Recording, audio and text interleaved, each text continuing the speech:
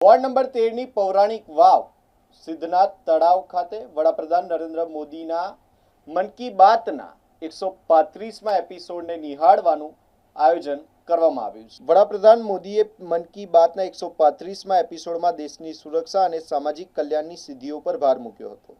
તેમણે સંરક્ષણ ક્ષેત્રે આત્મનિર્ભરતાના પ્રતીક સમાન સંપૂર્ણ સ્વદેશી નૌકાદળ જહાજો INS દુનાગીરી સંશોધક અને સગ્રહી તેમજ DRDO દ્વારા લોંગ રેન્જ ક્રૂઝ મિસાઇલના સફળ પરીક્ષણને બિરદાવ્યા હતા।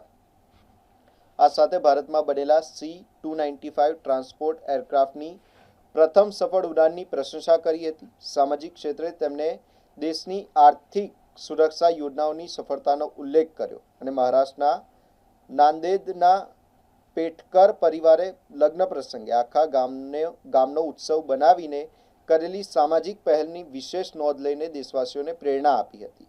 આ કાર્યક્રમ વડોદરા શહેર પૌરાણિક વાવ સિદ્ધનાથ તળાવના પ્રાંગણમાં મન કી બાતનું આયોજન કરવામાં આવ્યું હતું। આ કાર્યક્રમમાં પૂર્વ દંડક શૈલેષભાઈ પાટીલ, વોર્ડ નંબર 13ની પૂર્વ નગર સેવિકા સાથે ભારતીય જનતા પાર્ટીના કાર્યકરો અને સ્થાનિક લોકો મોટી સંખ્યામાં જોડાયા હતા।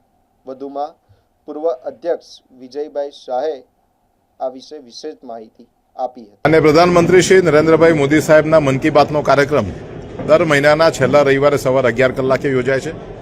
135 વખત એમણે ભારતની જનતાને પોતાના દેશમાં થતા મહત્વના કામ અને ભારતીય સંસ્કૃતિના પ્રચાર પ્રસારની વાત આ મન કી બાતના માધ્યમથી કરી છે।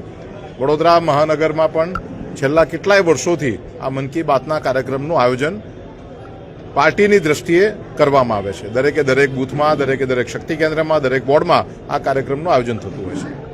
21મી જૂન યોગના દિવસે વડોદરા શહેરમાં એક હેરિટેજ જગ્યા ઉપર એટલે કે વડોદરાના પ્રતાપનગર વિસ્તારમાં આવેલી જગ્યા પર યોગના કાર્યક્રમ દરમિયાનમાં અમને એવો વિચાર આવ્યો કે વડોદરા શહેરના હેરિટેજને લોકો સુધી પહોંચાડવા માટે મન કી બાતના કાર્યક્રમનું આયોજન એ કોઈને કોઈ હેરિટેજ જગ્યાની નજીકમાં કરવું જોઈએ।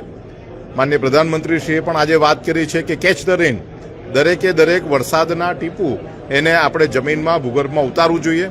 હિન્દુ ફાઉન્ડેશનના માધ્યમથી આ કામગીરી છેલ્લા 1 વર્ષથી કરવામાં આવી રહી છે। અત્યાર સુધીમાં 400થી પણ વધારે કુટુંબને આનો લાભ મળ્યો છે। ત્યારે આજે વોર્ડ નંબર 13માં આવેલી સૌથી જૂની પૌરાણિક વાવ એટલે કે સિદ્ધનાથ તળાવની બાજુમાં આવેલી વાવ આ સ્ટેપવેલ ખાતે આજે આ કાર્યક્રમનું આયોજન કર્યું। આયોજનમાં અમારા વોર્ડ નંબર 13ના ભારતીય જનતા પાર્ટીના સૌ કાર્યકર્તાશ્રીઓ જાગૃતિબેન, મનીષભાઈ અને અન્ય સૌ કાર્યકર્તાઓ એમણે આજે બધા જ અહીંયા આજુબાજુના લોકોને આ કાર્યક્રમ માટે એકત્રિત કર્યા। વૈષ્ણવ સમાજના પણ લોકો આજે આ કાર્યક્રમમાં જોડાયા છે।